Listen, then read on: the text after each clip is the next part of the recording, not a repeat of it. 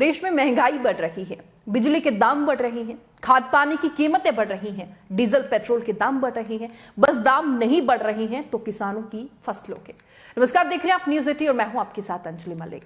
इन दिनों उत्तर प्रदेश में किसानों की अगर बात कर ली जाए तो किसान योगी सरकार से कुछ खफा से नजर आ रहे हैं। गौरतलब है कि 14 फरवरी का दिन किसानों के लिए बेहद ही निराशाजनक और परेशान कर देने वाला दिन था। 14 फरवरी को सरकार ने यूपी के किसानों के लिए उनके गन्ने की कीमत का भाव तय किया था।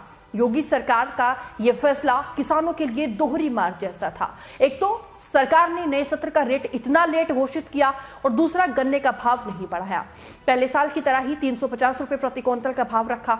वहीं सरकार के इस फैसले के बाद किसानों में काफी रोष है। जहां एक तरफ किसान सरकार को विरोधी सरकार बता रहे हैं, वहीं विपक्ष भी निशाना साधने से नहीं चूक रहा है। किसानों की राजनीति करने वाली आरएलडी ने भी सरकार को लपेटे में लिया और ट्वीट करते हुए सरकार को जमकर घेरा। ट्वीट करते हुए कहा कि महंगाई बढ़ रही है लगातार, डूबते गन्ना किसानों की नहीं सुन रही सरकार। गन्ना किसानों के मूल्यों में बढ़ोतरी कब होगी, कब तक हमारे अन्नदाता दर बदर यूं ही भटकते रहेंगे। इसी के साथ ही एक और ट्वीट आरएलडी की तरफ से किया गया और कहा गया कि महंगाई बढ़ रही, बिजली के दाम बढ़ रहे, खाद की कीमतें बढ़ रही हैं, डीजल के दाम बढ़ रही हैं, किसान की लागत बढ़ रही है और भाजपा सरकार में वो सब बढ़ रहा है जिससे पूंजीपतियों को फायदा पहुंचे। जो नहीं बढ़ रही है वो है किसान की कमाई।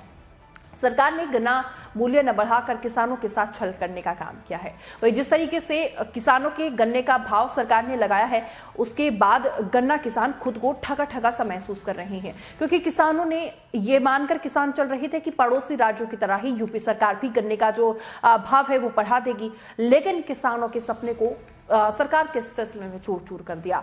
वहीं विपक्ष अब किसानों के गन्ने का जो मुद्दा है उसको चुनावी मुद्दा बनाना चाहती है और ये कहना गलत नहीं होगा कि 20 फरवरी से शुरू होने वाले विधानसभा सत्र में यह मुद्दा जोरों शोरों के साथ उठने वाला है, क्योंकि जयंत के सिपाही सरकार को घेरने की तैयारी कर रही हैं।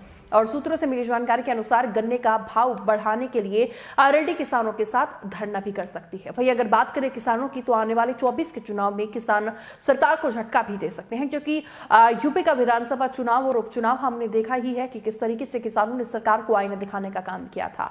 कहीं ऐसा ना हो जाए कि किसानों की नाराजगी सरकार पर भारी पड़ जाए। फिलहाल बस मेरे साथ इतना ही, लेकिन ये खबर कैसी लगी है कमेंट बॉक्स में जरूर बताइएगा। नमस्कार।